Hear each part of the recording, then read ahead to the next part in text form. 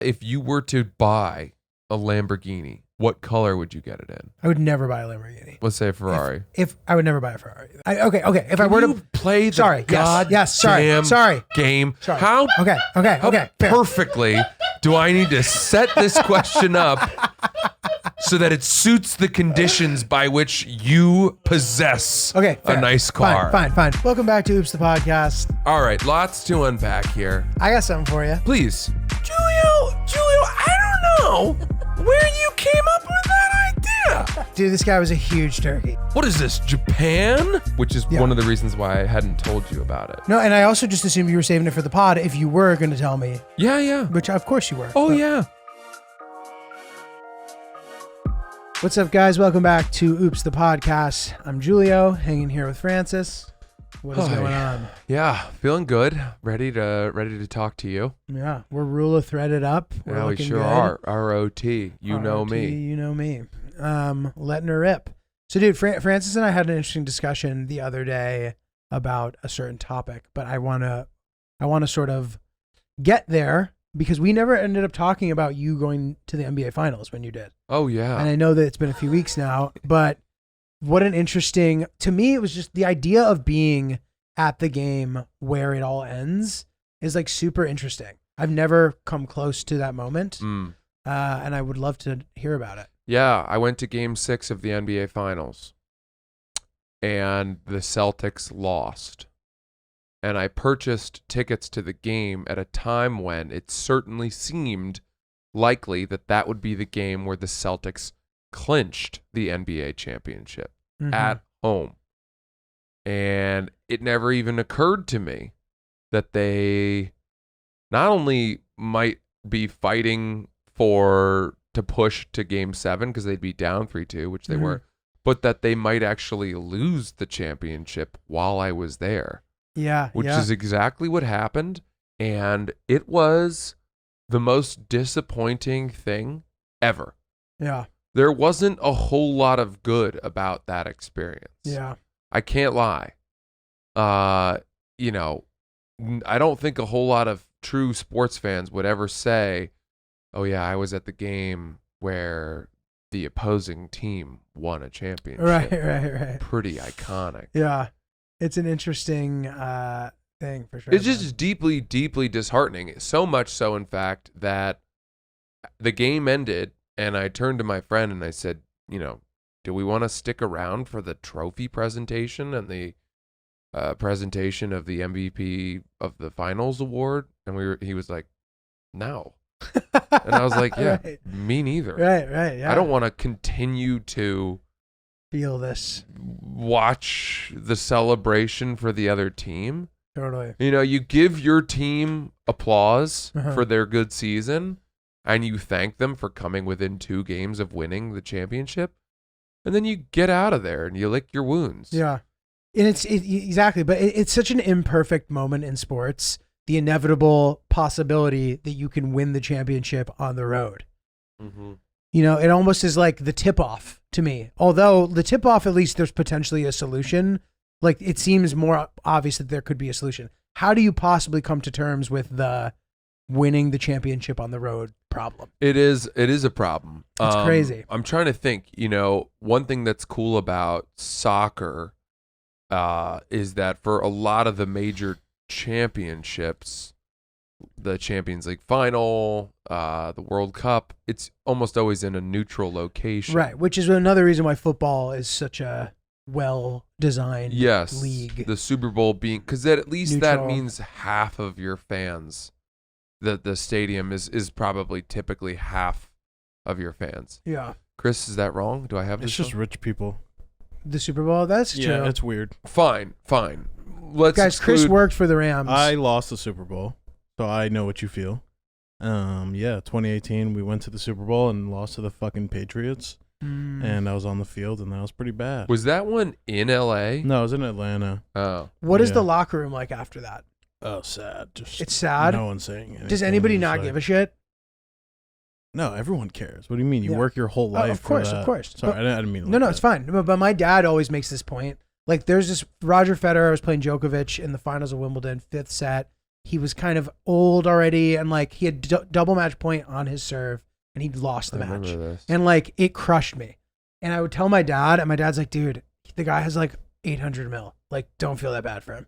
And I was like, okay, that's fine. Like, I accept that. But he has 800 mil because he cares so much. But because he's so good and is so decorated already is another good point too. I guess my point is you don't become that good and that decorated if you do not put everything you have into the pursuit of every single, major match. Yes, absolutely. But there is I think my dad's point is the silver lining is that he is so decorated and so successful. Yeah, I'm not even gonna give it any credence because he's a guy who cuts people in line coming off the highway. So Big G, if you're out there, nothing you say holds water to me anymore.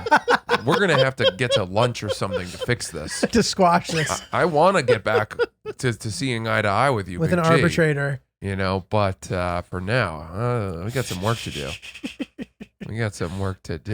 Well, dude, for the Celtics series, it looked as if, that game 6 at home, right?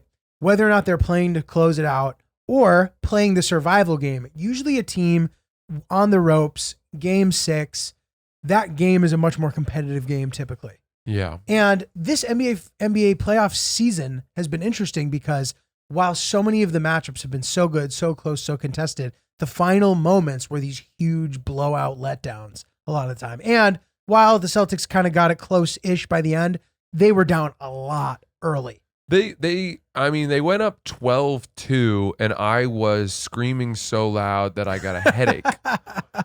And that was the first 2 minutes of the game. And from that point on, they never had a chance. Crazy. The Warriors were so good. And not for nothing, if there is a team for your team to lose to, the Golden State Warriors are certainly at the top of the list of teams to which I would tip my cap in sadness for my team losing, because it's just such a classy organization. You can't help but admire Steph Curry, Klay Thompson after the injury he had, what he's come back from, Steve Kerr.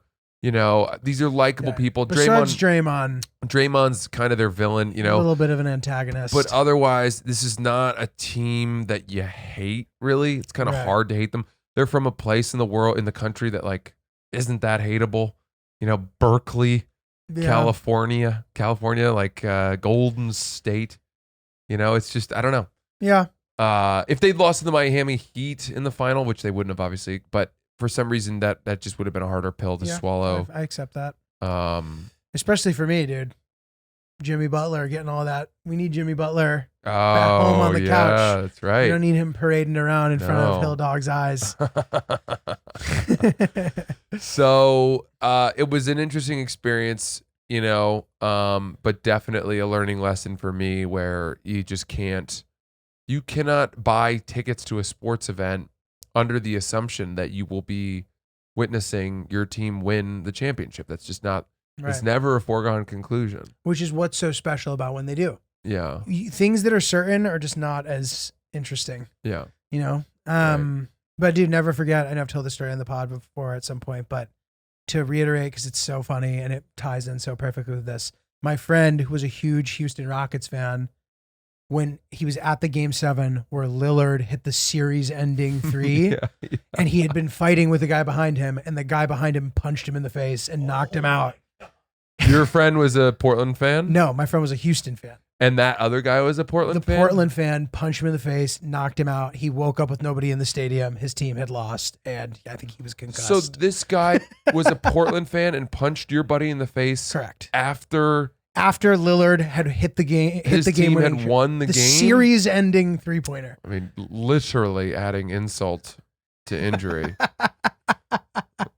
Adding injury to insult, I guess, Very is what good, it is. That is tough. Preposterous, dude. That's tough. Okay, so what we then discussed was your companion, and both of you, but more so your companion, was feeling pretty hungover the next day. Yeah, so we had to drive. We drove to Boston, which was dumb.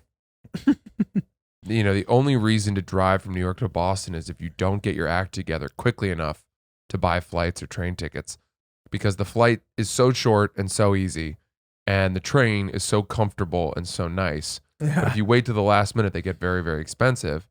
And so that's what happened with us. So I chose to drive us. It is a beast of a drive with the traffic through Connecticut. Yeah. Oh my God. You get slammed multiple. Getting out of the city, you get slammed. You get slammed when you get over to the Mass Pike. It's a tough drive. And Boston's not really like parking friendly town either. Like having a car doesn't really benefit you that much. Right. Pretty small city. Where'd you guys stay? We stayed at a hotel in Cambridge called the Kimpton Marlowe. Okay. They were dog friendly. We brought Kojai. No way. That's fun. He actually loved it. I mean, Kojai loving things makes me he very happy. loved being in a hotel room. You know? did? Yeah, we left to go to the game. I put him up on the bed, you know, with a little nice. blanket under him. And I think, I mean, he was watching all kinds of stuff. Like our pay-per-view bill was like $38. Ordered a bunch of shit off the kids menu for, you know, fucking room service. I doubt he tipped the room service guy. Eating carrots. Yeah, I left him a $20 bill in case of emergency, but he was like, don't even worry about it. I'm just going to put everything in the room, which I did not give him permission to do. Dude, this is a really funny fucking prank, by the way. You order room service, and then the room service guy gets there, and you prop the door open, and when he comes in with the tray and the cart, it's just Kojai sitting on the bed. And he's like, should I just leave this here? Do you want me to take the hot? Yeah. Okay. Kojai, there's like $3 at the end of the bed. Do you want me to take the little plastic off the top of these tiny Heinz ketchup bottles? Yeah. So is he confined to the bed because can he come off and on in it like freely? He could jump down, but I doubt he could jump back up. Was he up when you came back? No. He was down. And he was down in his little bed. Nice. But I put his bed next to the window so that he could watch the comings and goings of the little birds and world. stuff. And you knew that he would probably jump down? Yeah. Nice. Yeah. Now, here's an interesting phenomenon that I've noticed at somewhat decent hotels, right? Around the world. Tell me if you've noticed this. Hotels have become very fond of when if it's a decent hotel, whatever guests are staying at the hotel that have driven there in nice cars, they put those nice cars In front. It's such a silly thing. They park them in almost like a fan pattern. Yeah. Or in a very exhibiting way. Yeah. Just front and center. Here's an Aston Martin. Here's a Range Rover. Here's a Benz. Here's an Bentley. all SUV. kinds of really nice stuff. And then there's always a Corvette, and I'm like, who the fuck put the Corvette there? But I think what's so pathetic is when a not super nice hotel does it. Mm-hmm. And they don't have a lot of nice cars to choose from. So there's only like a couple out There's there. like a couple, but then they're reaching down towards like, an Audi, which is a nice car, but it's like, right. An A4. do you really doesn't need to belong in the fucking brigade, display yeah. these? Come on. I mean, I think the whole practice is pretty stupid. Like, what does it accomplish exactly? Like, maybe is there something about walking up to a spot and like seeing sick cars that like makes you feel cool? Like maybe, I can't think of the value of it. I've been to I haven't stayed at, but I've walked into the Monte Carlo in Monaco. And there it's Lamborghinis and Ferraris and stuff. And it definitely does. It just enforces the wealth and glitz and glamour of the whole place. And these are also Lamborghinis and Ferraris that are spotless. I mean, they've been spiffed, hand rubbed. Right. Waxed. They're prominently displayed, perfectly spaced. There's a symmetry and an elegance to it that just enforces the fact that you're, this is where you are. So it's funny when I've been in, places similar to that and seen what you're describing, the fleet of cars and stuff. It's funny, like sometimes on like those Lamborghinis or whatever car, there'll be like a logo, there'll be like a skull or something. And to me, like, and granted, this is already a fucking pink Lamborghini that's already ridiculous. But to like have a logo on it, it's like the equivalent of like busting down your Rolex with like VVS's all over the outside of it. And it actually makes it worthless too. which is just so stupid. I agree. And I'm always like, what? Like, dude, are you serious? No. Well, what's this lightning bolt on the back of your Mercedes? I Like, hate that. it's so dumb. I hate that. That's pathetic and cartoonish. What if you were to buy a Lamborghini, what color would you get it in? I would never buy a Lamborghini. Let's say a Ferrari. If I would never buy a Ferrari either. Okay. If I were to play the sorry, damn game, Sorry. how Okay. Fair. perfectly do I need to set this question up so that it suits the conditions by which you possess Okay, fair. a nice car? Fine. I would get like me if I were to get a Ferrari, like some sick new Ferrari, which I would literally never fucking do. I would get probably like a royal blue one. So sort of like a okay, almost wow. like the color of your shirt. This right is now. navy to me. Is it? Okay. Royal blue's brighter. Okay, so like, okay, never mind. So navy then. Yeah, I don't know about colors. gotcha. Not black, but not like like something too bright. Red is just like I have a little pee color. A red Ferrari. Yeah, but red Ferrari is the iconic color. If you have a few Ferraris and you have a red Ferrari, fine. But if your main thing is your red Ferrari, dude, like, Yeah. what are you trying to tell us? You Yeah. know? Okay. So whatever. But yeah, I would get something. That's what I would get. What about you? So, you know Brendan Schaub. I do. I think he has a few Ferraris, Mhm. and he just got another one. I saw this on his Instagram, and it was green. It was like a forest green, and it was super. You sick. love forest green, dude. I'm a big green It is a good guy. color. It's a I good am color. a green guy. Look up Brendan Schaub's forest green Ferrari. Would I you mean- ever buy a Ferrari? No, I won't buy. Now that I hate to say this, now that I have a Tesla, I wouldn't. I don't think I'll ever buy Is it a just gas sick? car again. Is it amazing?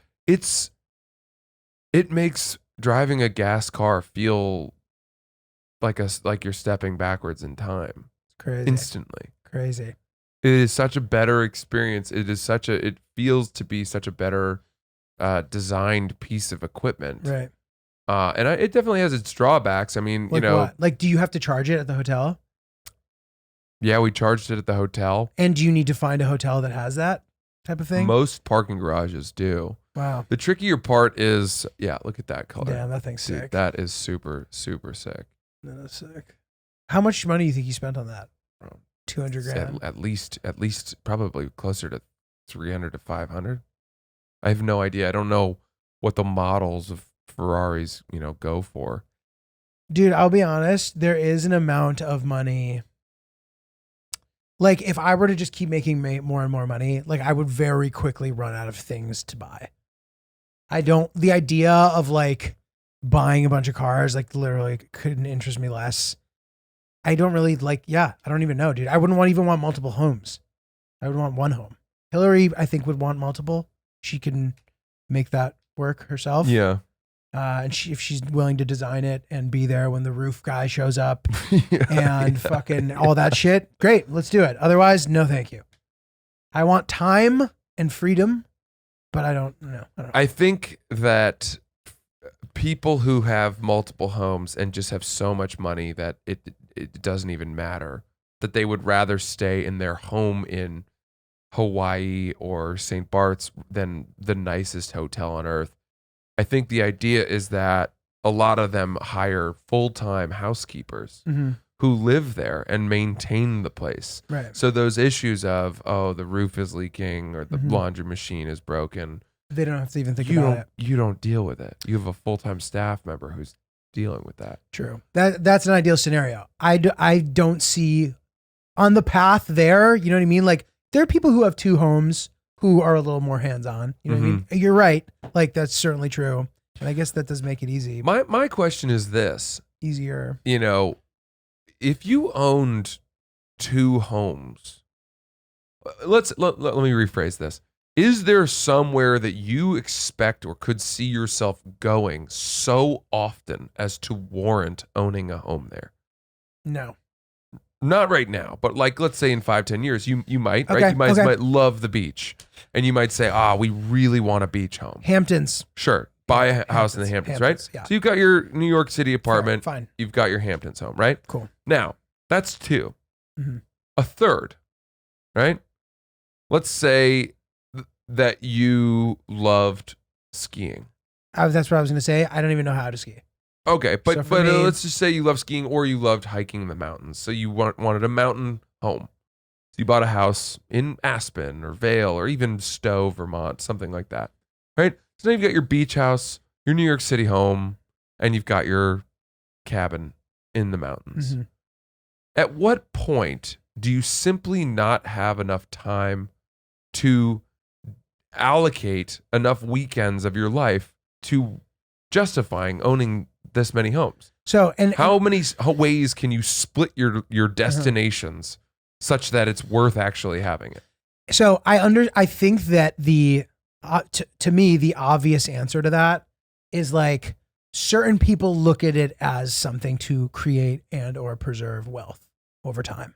So it's convenient, it's a house that you have, and it's an asset that theoretically can appreciate in value, blah blah fucking blah. I get that. And to me, that is what that person would say. Oh, you never even go there. All right, fine, but we'll rent it maybe, or if you don't care about that. Like, you have these things that are these, assets in these great places, A locations, I don't know, right? Right.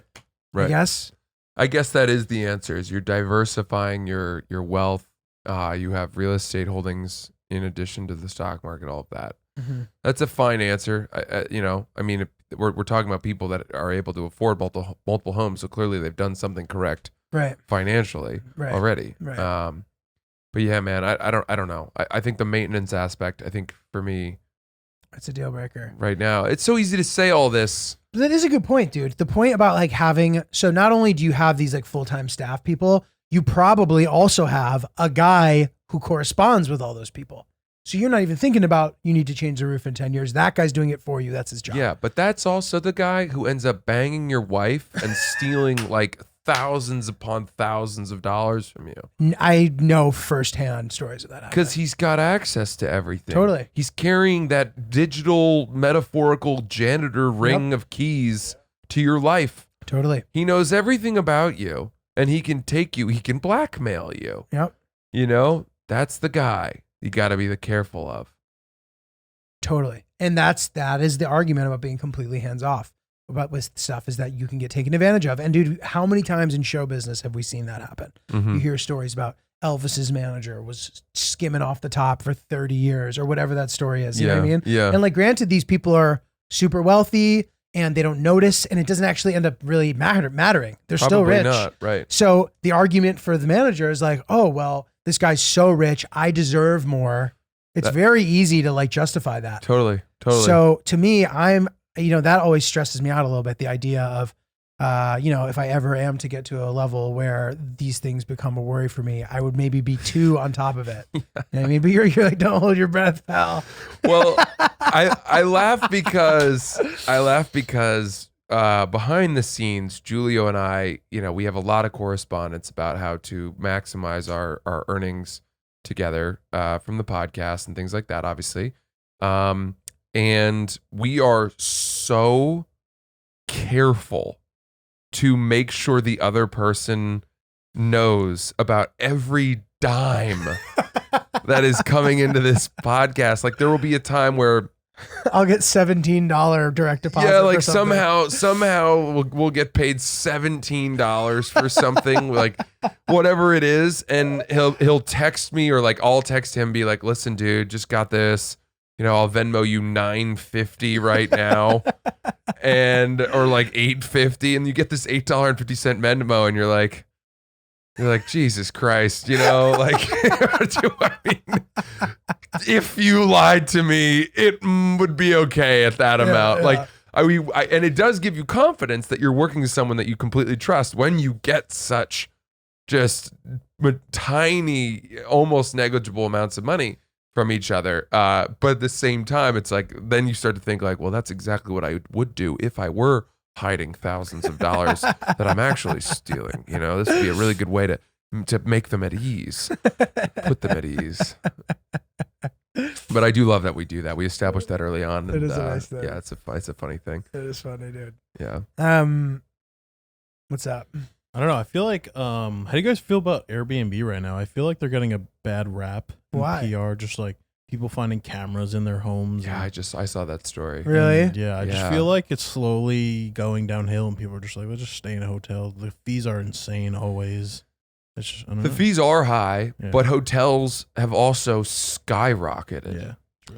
There's a scenario to me still where Airbnb is a really solid thing for a few reasons. So first of all, if you're just talking about renting a house, it can be really nice for that. I know there are other ways to do it, but it's just like convenient, easy. People are familiar with it.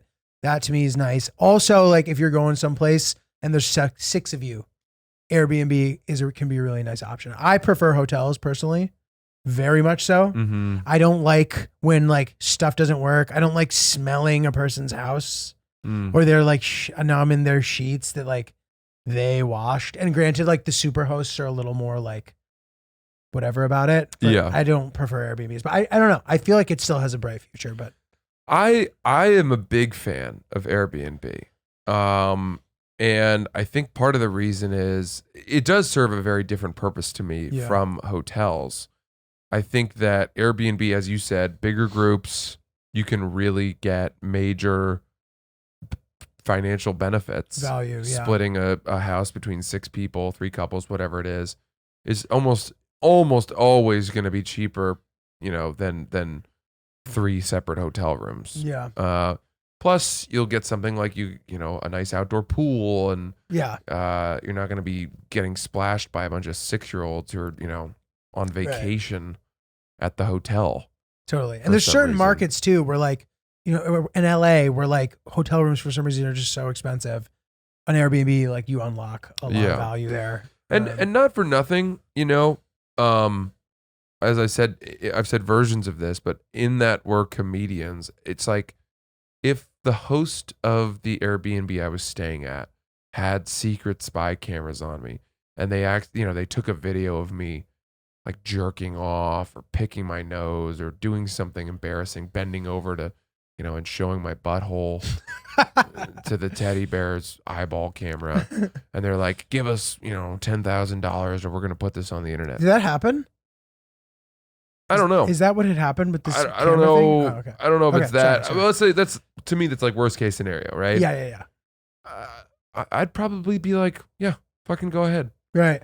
You know what I mean? Yeah. Like, I'm not doing anything so sick. Oh, I jerked off in the Airbnb that I rented. Right. Like, it's, there's no belt around my neck. I'm not, Yeah. I'm not painting my toenails while I do it. There's nothing weird here. Like, you're the fuckers for doing this, and I'm going to sue you. Go ahead, release it. Right. Yeah, there is a good, like, I feel like Jennifer Lawrence really did a really good job flipping the hack on its head. Yeah. Being like, yo, this is my fucking phone, dude. Yeah. Like, spot on. didn't affect her at all. Like maybe No, like, you're right. Her, I don't her think it did. reputation or career. I don't think it affected her reputation or career. And if anything, it just kind of made everyone who was making judgments about people that did that or like being turned on by it feel some measure of shame. Mm-hmm. As it should have. As it should. Yeah. Totally, man. Okay, so we were discussing what is better, being hungover on a plane or in the car.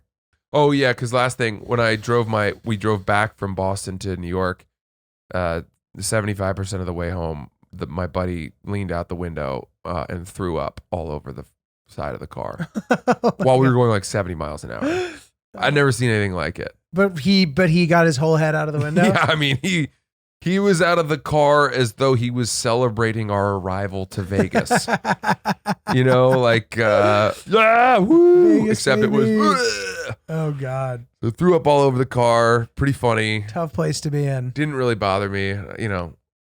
It didn't bother me. It is what it is. If he'd thrown up in the car, I would have been bummed out. But Yeah. to have the foresight to say, "Oh, I'm going to throw up," open the window, get myself out. He's done the best he can. Solid. Totally. Nothing you can do. So yes, I texted Julio this story and I said, "Would you rather be super hungover and have to fly or drive a long way?" Yeah, and it's interesting. I think that as we were discussing, we both agreed that flying is worse. And it's hard to argue that driving is worse. You just have more flexibility. Mm-hmm. But I think the moral of the story is being super hungover and having to go somewhere is terrible. It's one of the worst things in It's life so bad. because you did it to yourself too. Like you didn't need to be. You knew you had to travel that day. Right. Like, how is this fun? How did this end up being fun? You know what I mean? You got fucked up for fun and now you are not having fun at all. Right. On a plane, it's really bad, dude, because you're sort of in the way. You are ruining other people's experiences. And even if you're not, you're afraid that you were going to. You're in the bathroom puking. That sucks. You're puking in an airplane bathroom?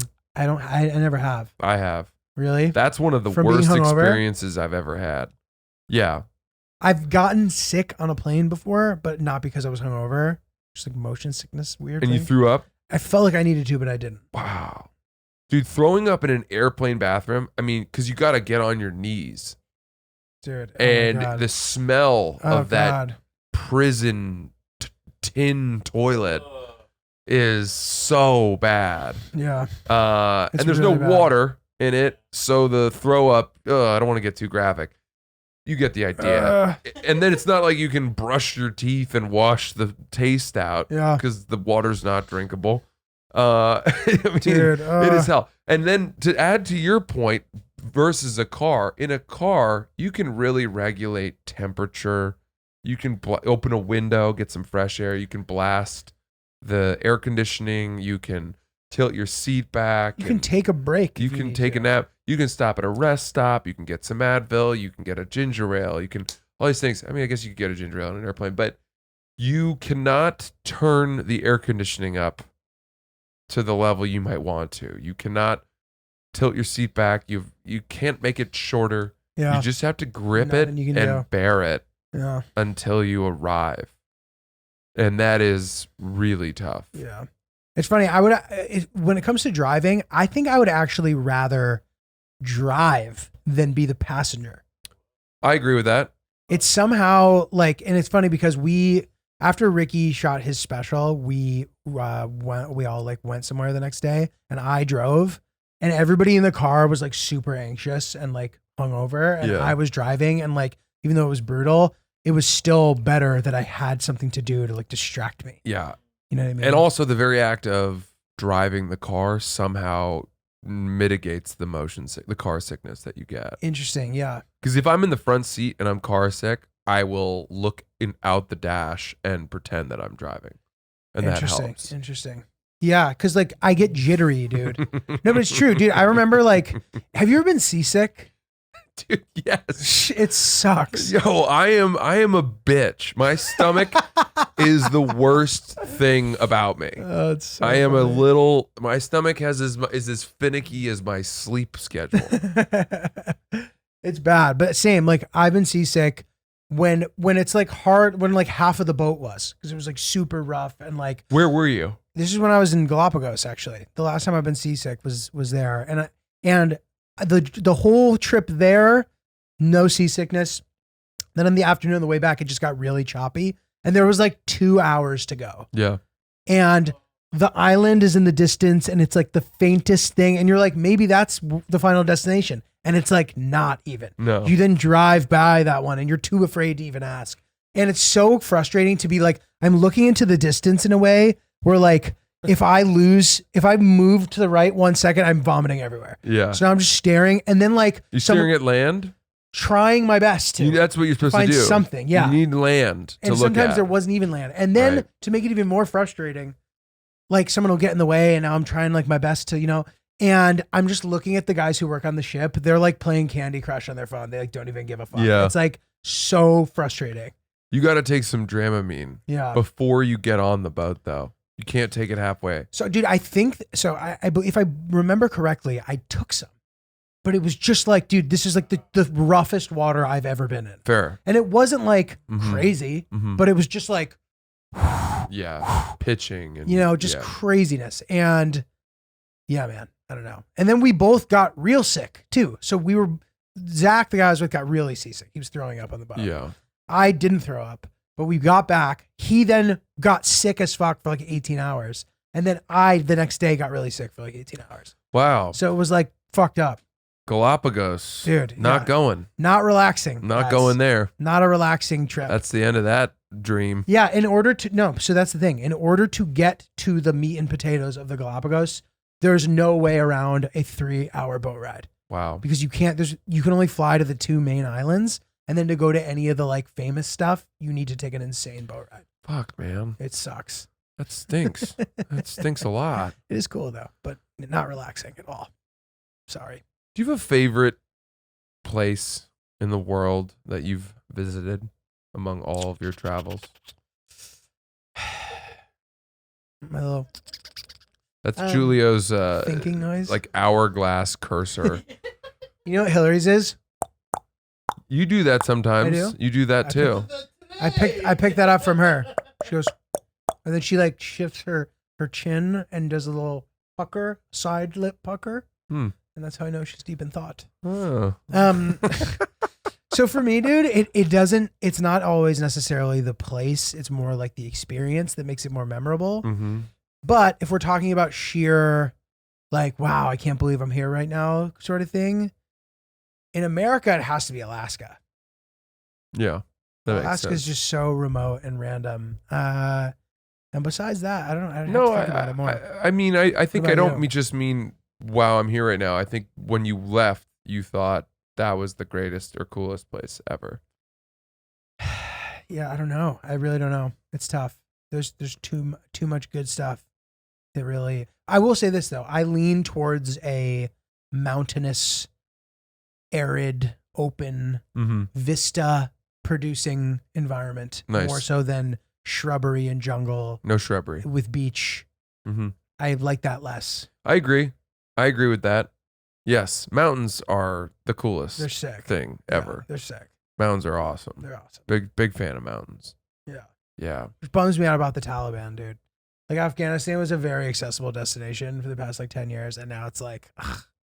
Speaking of, I don't understand as far as mountains go. Was it? Yeah, it was a very doable trip, and now it's not. You cannot go there. I will not allow you to go. Listen, I don't think that I can if I wanted. And if I could, I just don't know that it's, I just think it would be difficult. Why did Oops the podcast end? Well, Julio got beheaded. Julio's currently in Afghanistan. Julio is in jail for trying to film in Afghanistan. Yeah, I don't think that's what we want. We don't want that. But anyway, there were versions of the trip too that were like very doable that are not anymore. Like even like autonomous areas. It just bums me out. Like, there's good culture, good mountains, good stuff there, and it's a bummer that we can't enjoy it. Gotcha. You excited about Nicaragua? in general, I am excited. Yeah, it should be cool. I was talking to the guy, and it made me more. This is, in my opinion, the best case scenario is when you have an organic person in the place that doesn't work there, but who gets it and who can help, and you guys design like a fun, memorable thing together. That's what we have done. I already said that they dropped the COVID stuff, which was such a pain in the ass. So that's nice. And it should be cool. Would you ever consider going to a place like this that is known for something seedy or dark, or exploring the underbelly of it, as in almost from like a Vice investigative journalist standpoint? Go to Colombia to sort of try to get a sense of the cocaine trade from the guys who grow the coca leaves to the people that are selling it on the streets. I would love to do that. In fact, this journalist who I follow along with her stuff, her name's I can't remember her name because I just see her Instagram, Senorita Ramita or something. Her name's Ramita Navai, I believe. I'm sorry if I'm saying that wrong. But she's like, she's made a bunch of great PBS documentaries, like Frontline episodes, and she currently was recently in Afghanistan shooting something that seemed super sick. This is the thing. I would never I don't think that I have the resources to like plan something that kind of trip myself without having like big press behind me. Yeah. However, if I were to be hired to do some stuff like that, I would love to. Yeah, it would be cool. Would you? No. I like what I'm doing, but Yeah. I don't know that I am that passionate about crime.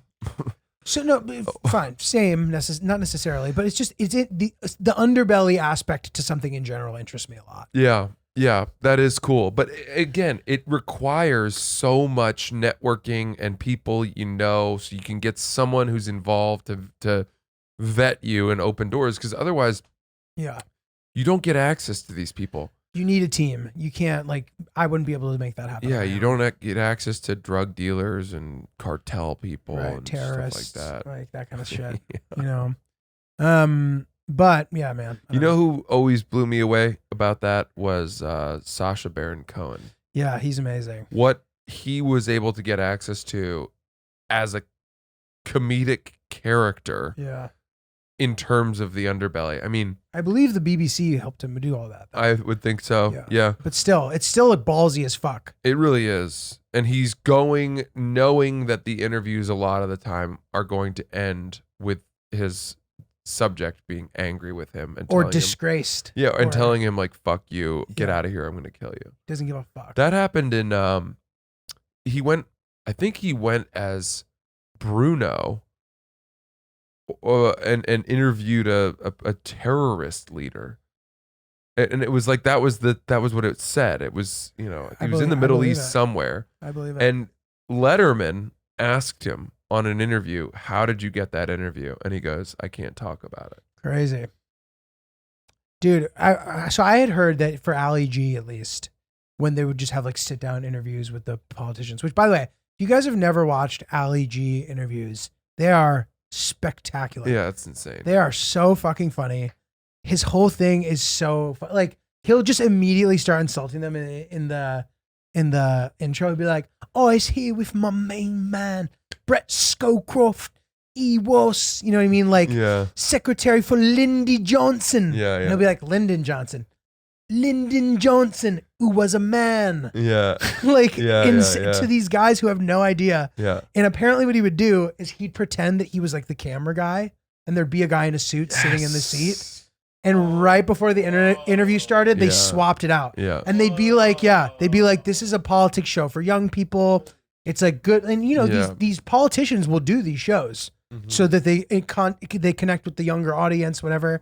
Right. And bro, it is fucking hilarious. And I've noticed that Gen Z people, it's a little before their time and they don't know about it. Well, go watch the Ali G show. Borat's on it too. That's where the character Borat sort of, and that's sort of a rare case of the side character of a show like that becoming sort of the most revered. And he did Bruno as well. And people didn't give Bruno the movie as much love as they gave to Borat. But Bruno, to me, was still hysterical. Bruno is hysterical. It's hysterical. The final scene where they go to, I think it's a mixed martial arts. They put on this charity MMA event in the backwater of the South, and it's that's from Borat, though, I thought. No, that's Bruno. Oh, he does because Bruno he's pretending that it's it's all anti-gay. Right. He's straight Dave, and he comes out, and they're selling. I read articles about it after where it's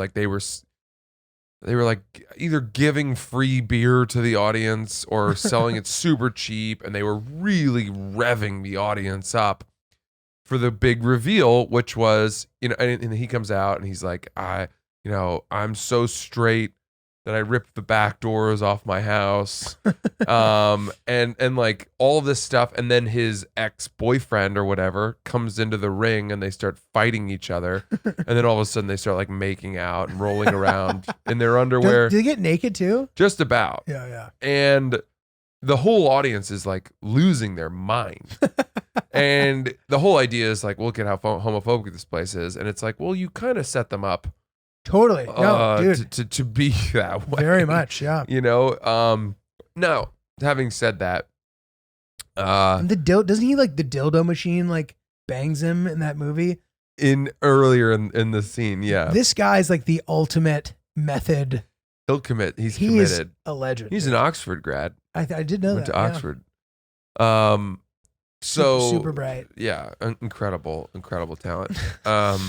But yeah, Bruno's all time. Did you see? And the new one was pretty solid. The America show. Excuse me, Borat. Oh, the Borat movie. I loved it. And the new Borat was good. But then that show he Showtime did on show was Showtime crazy. was nuts. It was crazy. Dude. So the way that they would set people up for that was really intricate. And they would just do so much work to throw people off the scent, and they'd have letterheads and backstories about this is a production company working towards this. I'm reaching out on behalf of this, yada, yada. It looked super official. Because of the success, his massive success in doing this already. Right. Yeah. Crazy. He's very limited in how he presents himself because he's so famous. Yeah. But yeah, shout out to Sacha Baron Cohen for his vision and daring, certainly. Dude, so this is random, and sort of like a right turn here, but somebody reminded me of a story last night, and I wanted to talk about it because it was insane. So like, people have their sort of like, their story of trying to make it, and they stayed in some squalid, shitty like thing. You know what I mean? I slept out of my car. So this is my version of that story.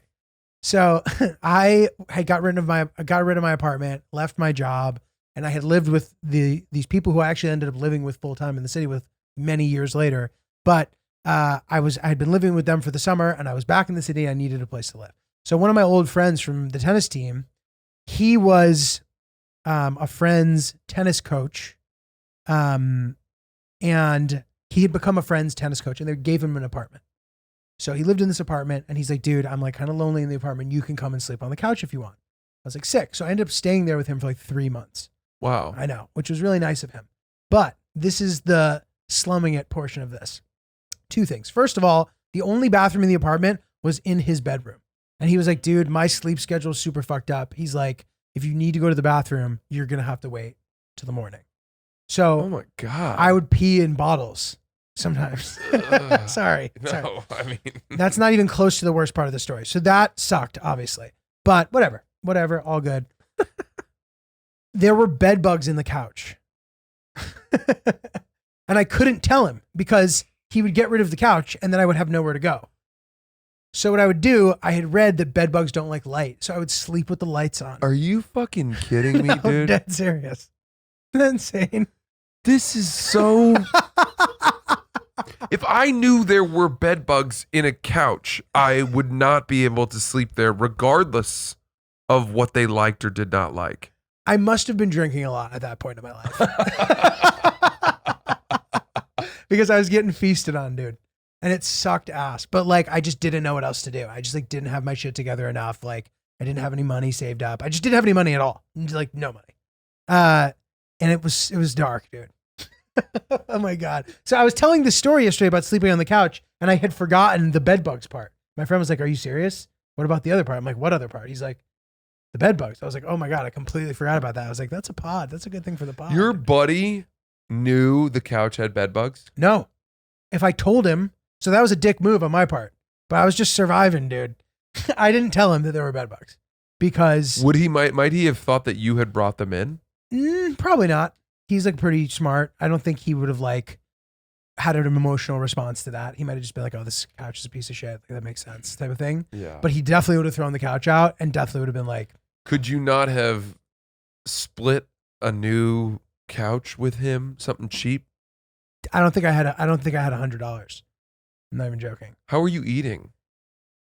Dude, I don't even know. Like spending like $10 a day.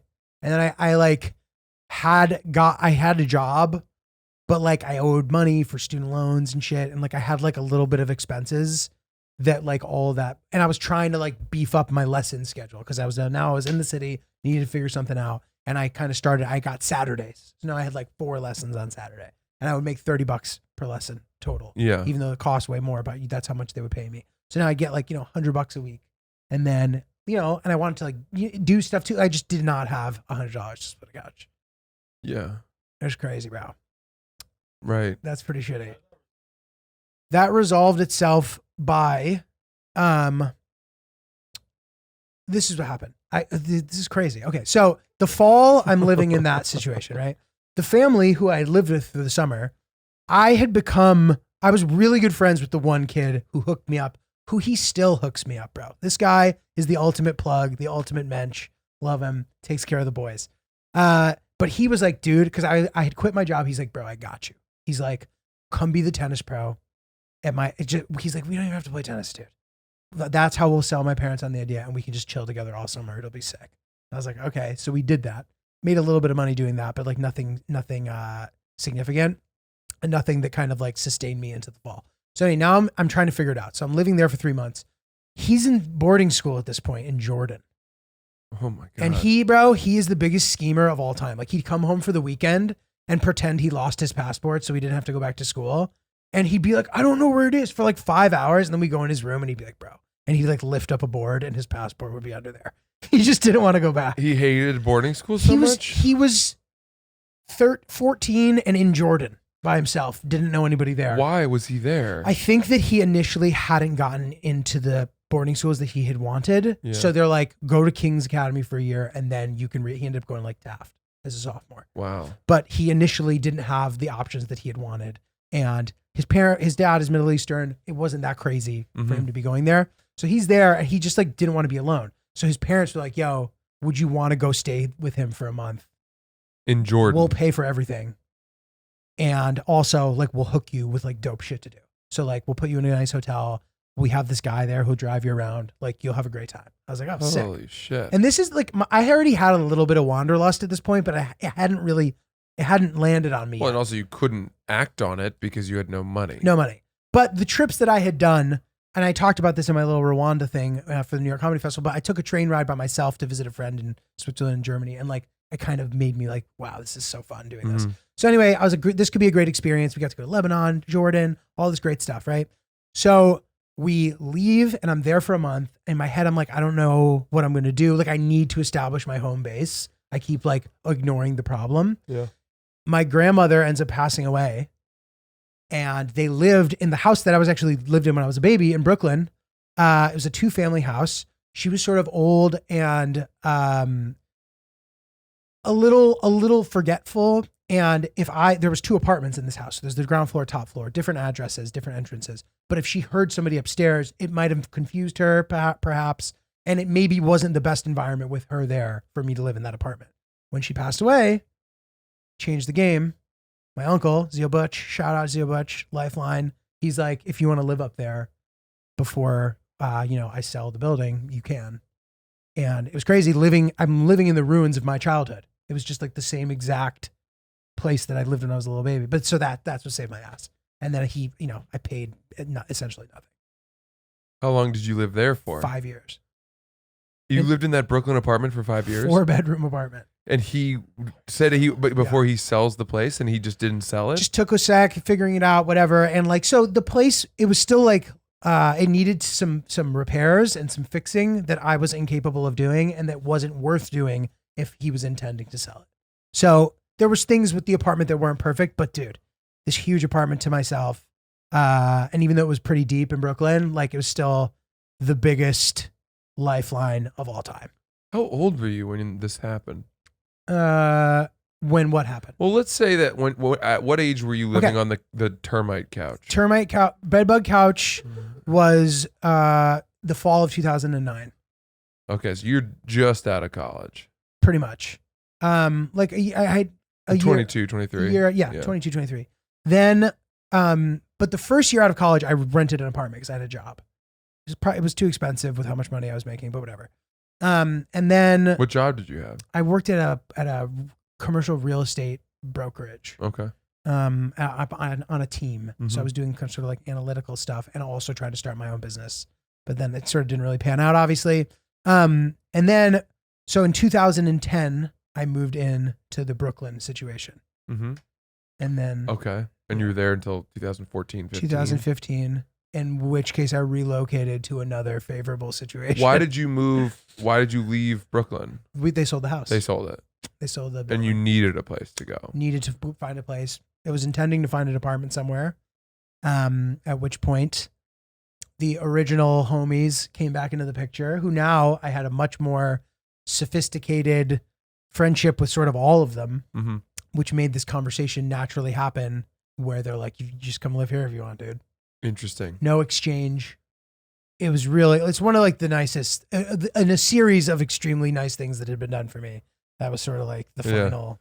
Wow. Um, Man, that's an interesting. So then, it's funny because I feel as though if we had known that history, then the day that you moved in with Hillary to your wonderful new apartment, Dude. we would have made a bigger deal of it. Yeah, it's a Because that was sort of the first home the first real that home. you were paying for that was Pretty like much. you could decorate and Yep. you know, it's so nice where Totally. Julia lives, and I just feel like that's what an achievement after Thank no, which you know, it's you could have done it earlier you. because you had the money, or you know, you had the I money kn- earlier to do it. in In all those years that you were living with that family, I didn't really, dude. Not until the very end could I have. Not until the very end. but you only mostly because you were spending. No, like a combination of like credit cards and student loans and not earning that much money was leading to my sort of like my monthly sort of overhead initial thing was similar to like what a modest rent would have been. Mm. So I really couldn't have, I would say it, dude, until Taylor Swift is the thing that turned it around. Once Taylor Swift happened, I theoretically could have, If you're new, Julia did a commercial with Taylor Swift. where I barely poke my head into the shot. But the way that it works is if you're hired as a principal actor, you get paid the same amount as long as your eyeball, as long as some part of your body enters the frame. You have to get principal fee. So that was sort of like the thing that gave me a little bit of money to do stuff or to like have some freedom. You know? Oh, wow. And you did that once we were already doing the podcast. I had shot it already, but no, we hadn't started the podcast yet. Wow. So I met you. We started doing this just after you became sort of a self-sufficient, Yes. clean human being. Correct. It's amazing. Correct. Yeah. Yeah. I wonder if I had met you when you were swarming with bed bugs, if I would have wanted to do the podcast with you.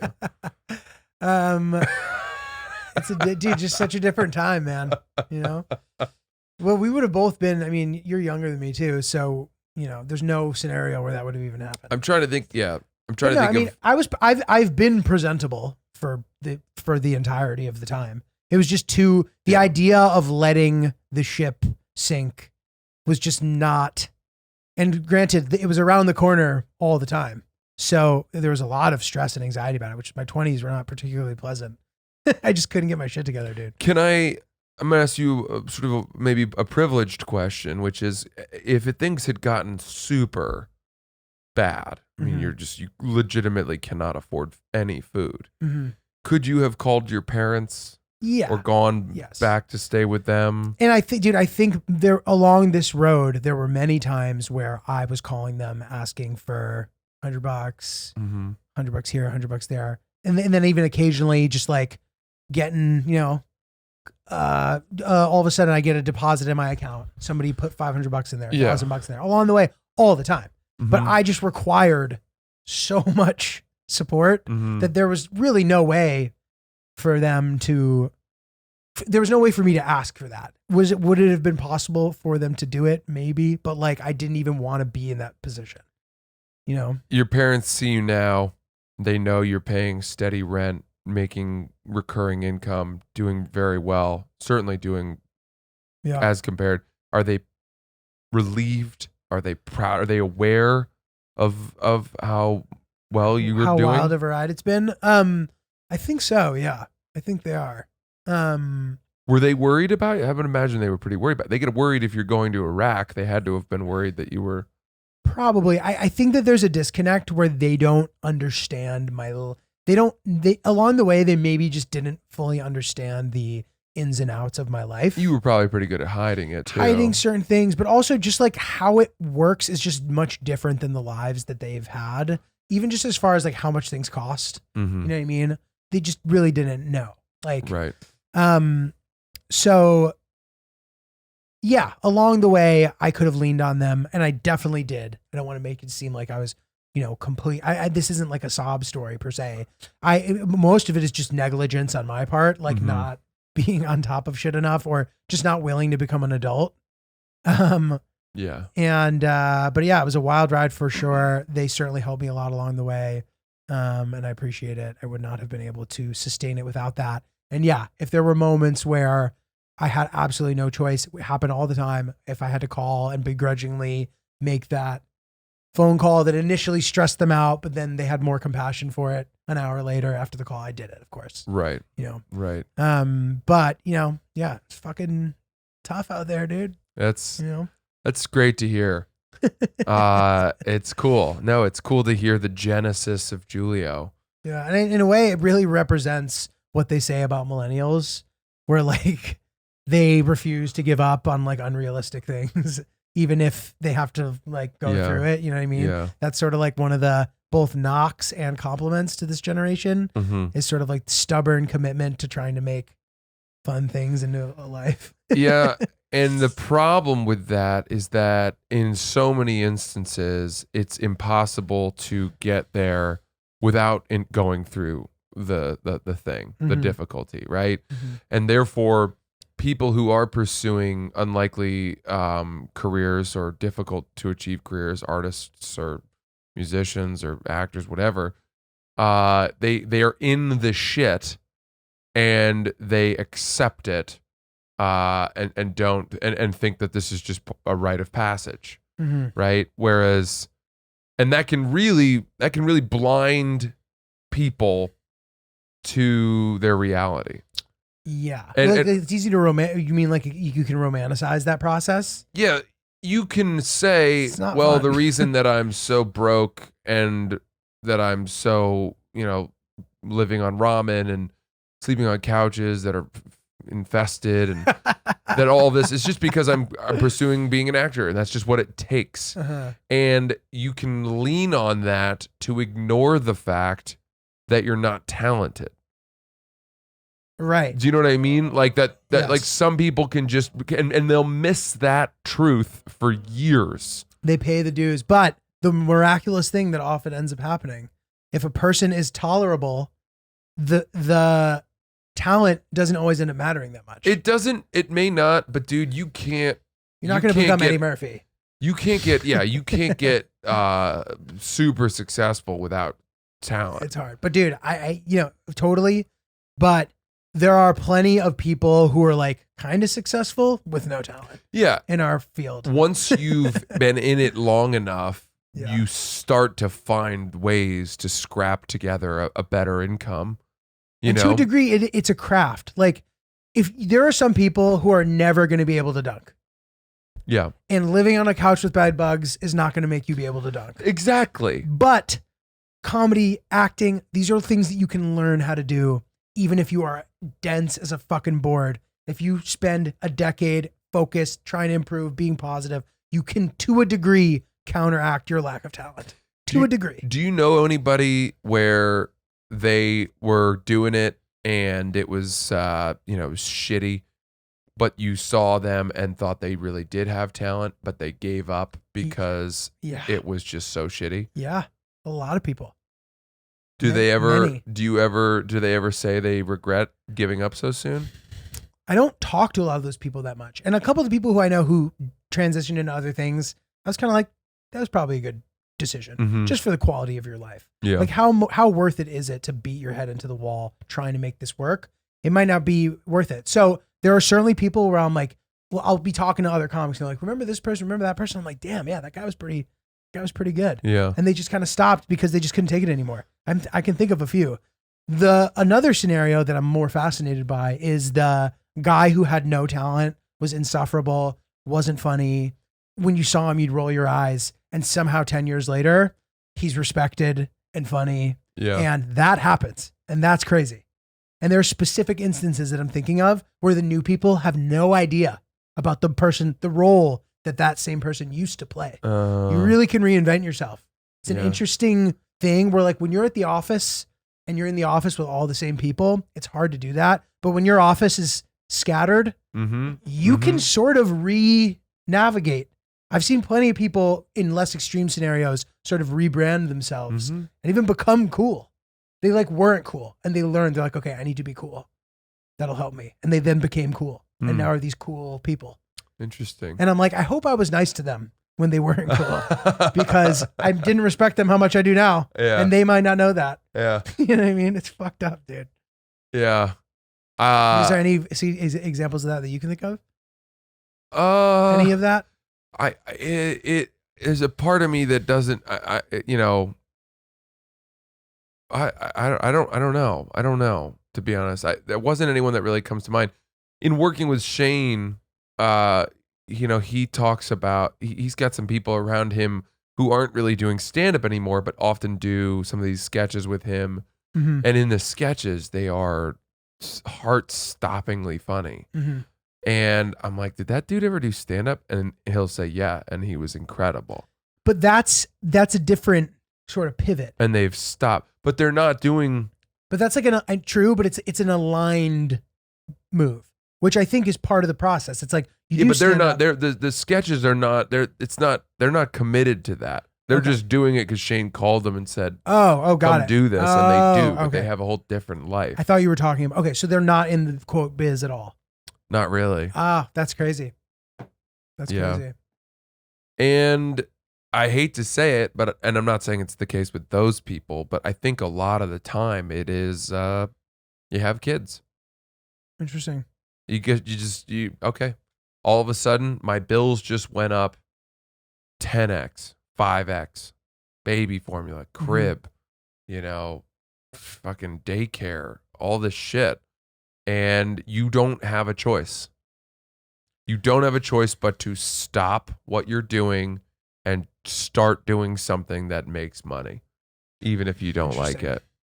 My perception of that moment is different than that, but what you're saying is interesting. I've never thought of it that way. That has to be the case. That has to be the reality. Yeah. Another reality, though, is like during the family planning process, you have already adjusted your expectations as to what your entertainment career is going to look like. I've seen that too. I think it depends on what point in your entertainment career you have the child. Dude, if I had gotten someone pregnant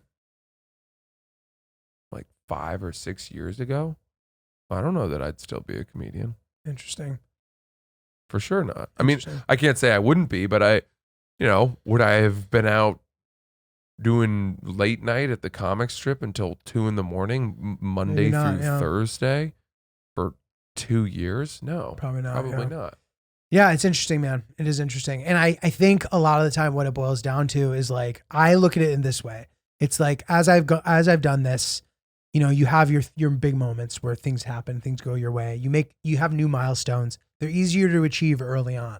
So like first couple of years, you can make a lot of progress, even if you're not doing anything that great in the big scheme of things. Year 5, year 6, it can become harder to keep making that progress. Right. All of a sudden, people who've been doing it less than you are lapping you. And like, these are all disheartening. And like along the road for me, as my gas tank would slowly start to empty, any positive thing would put a little bit more in the tank. Yeah, exactly. And then it would start emptying again and go back. And I've always thought like there is a place where that tank gets empty enough that will break anyone. Yeah. And I've seen people just get unlucky for too long and they're like, I can't take it anymore. And if things had just fallen in their favor, if they could have lasted a little longer, you know what I mean? Because at the end of the day, you have to be talented or focused or around long enough to get lucky. Yeah. It's just in so many ways, it's a waiting game, but you have to work while you're waiting. Yeah. It's very hard to do that when you feel like everything is just on pause. Totally. And sometimes when you have a job and your job sucks, at least you're getting paid. Yeah. Whereas you have to treat this like a job and not get paid for years. Yeah. And then to add insult to injury, not literally, people in your life will be asking you what they don't take you seriously. So like, oh, you're a comedian? You are a comedian. You're doing it every day. You do it every single day. But what do you do for money? And there's an answer. You have an answer that isn't comedy. And that just breaks you, dude. Yeah.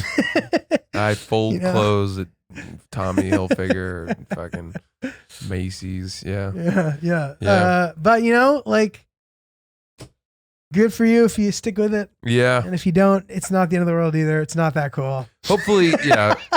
Yeah.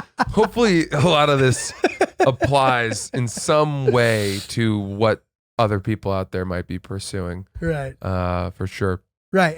And it's all, if you happen to romanticize the life of a comedian or the journey or whatever, just remember that it really sucks in a lot of ways too. Mhm. Nothing is Yeah. always awesome. Yeah. Grass is always greener. Spot on. I will be in Arlington in the Washington, D.C. metro area, July 22nd and 23rd. I'll be in St. Louis at Helium with Lil Sass from Barstool Sports, July 29th, 30th, and 31st. Tickets are at francisellis.com. Lots of other fun things coming. Sick. I'm a Side Splitters, Tampa area, I should say, because I'm at Wesley Chapel and St. Petersburg. Tickets on my site. It's 14th to 17th of July. I think there should be stuff available for that. Seattle, July 28th. I don't know if there are that many tickets left for that, so I would get those while you can. Crocodile, we'll be there for one night. Should be really fun. And I look forward to seeing you soon.